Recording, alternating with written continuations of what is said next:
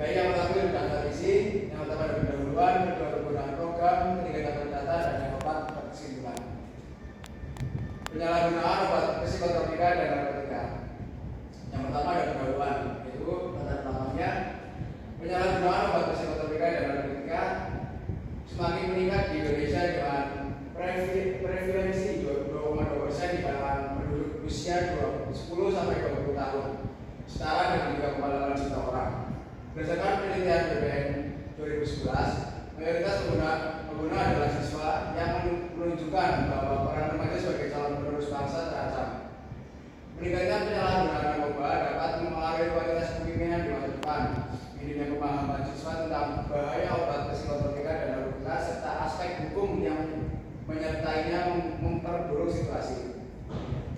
Sosialisasi dan edukasi anti korupsi serta penyalahgunaan perbuatan menjadi langkah strategis untuk mencegah penyalahgunaan obat psikotropika dan narkotika di kalangan remaja. Yang kedua ada rumusan masalah. Yang pertama ada bagaimana tingkat pengetahuan tentang praktik korupsi dan dalam jual beli obat psikotropika dan narkotika tanpa resep dokter. Yang kedua, bagaimana pemahaman mengenai dampak hukum dan kesehatan dari keterlibatan dalam jual beli obat psikotropika dan narkotika tanpa resep dokter. Dan yang terakhir, sejauh mana efektivitas program sosialisasi dan edukasi anti korupsi dalam meningkatkan kesadaran tentang bahaya jual beli obat psikotropika dan narkotika tanpa resep dokter. Selanjutnya ada tujuan program. Yang pertama, untuk mengetahui tingkat pengetahuan tentang praktik korupsi dalam jual beli obat psikotropika dan narkotika tanpa resep dokter.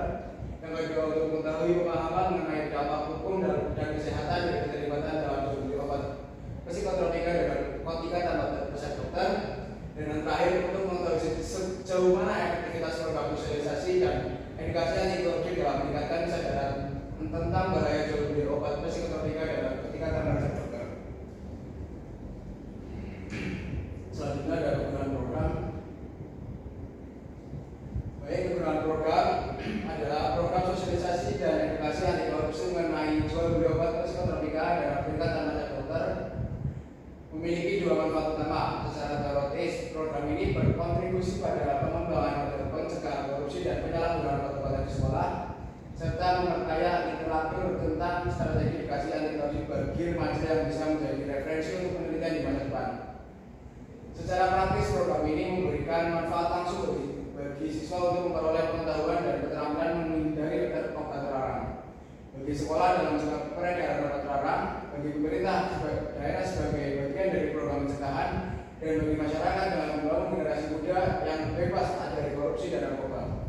Program ini juga dapat dijadikan sebagai model bagi sekolah lain yang ingin melakukan upaya serupa. Jadi ada tabel jumlah pengguna psikotropika dan narkotika di Kabupaten Kebumen. Data jumlah penggunaan psikotropika dan narkotika di Kabupaten Kebumen yaitu pada tahun 2021 prevalensinya yaitu 1,95% dengan jumlah pengguna 3,2 juta.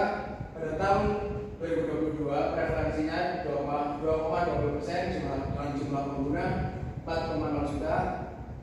Pada tahun 2023 prevalensinya yaitu 1,73% dan jumlah pengguna 3,3 juta.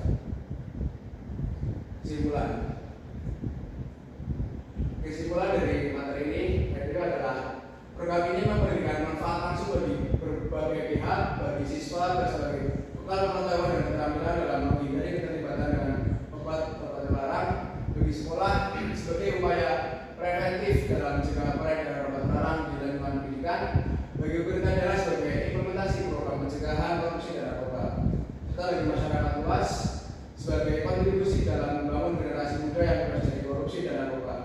Program ini juga dapat menjadi model yang dapat direplikasi oleh sekolah-sekolah lain untuk yang mau melakukan upaya serupa. Baik,